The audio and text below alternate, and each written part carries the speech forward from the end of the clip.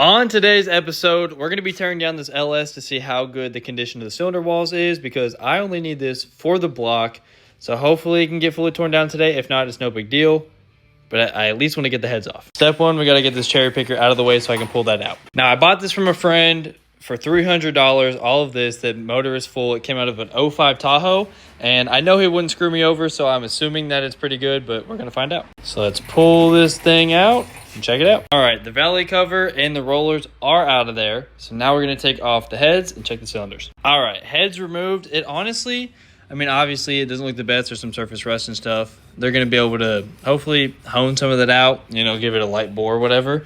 But there's no lip, which is the problem with my block. Was it had a pretty good lip that caught your fingernail. Right here at the top of the cylinders, this, apart from the rust, does not have that, which means I should be able to run standard pistons on this. The only bad thing is the motor does not spin, so it is kind of just rusted together, which is definitely going to make it a little bit harder to get it apart. All right, I got the timing cover off, most of the lifters out, except for, I think, like 5 of them. I couldn't get them out.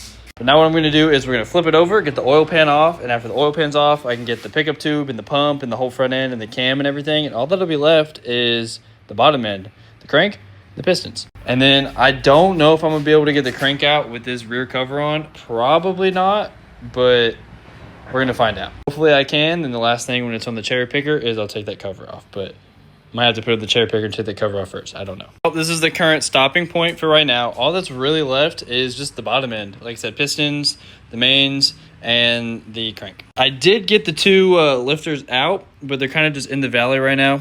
Just chilling. They wouldn't go this way, so I had to push them up through, so I'll have to get those once the crank is out. Made a bit of a mess, but it's dinner time. I'm gonna go wash my hands, eat, and then resume when I'm done. Well, I made a giant mess. I only got 2 pistons out. I'm gonna have to resort to using some PP Blaster to free them up, because I can't even get some of the pistons out, and I can't spin the motor because they're stuck. So I'm gonna let that sit. I'm gonna try to give it about like 30 minutes to an hour and come back and try to finish it tonight. Honestly, no promises on that at all, but I'd really like to get this motor to the machine shop tomorrow. So in the meantime though, I'm gonna go ahead and clean up, and I guess that's the end of this video. If I come back to finish it, make another video, but we'll see.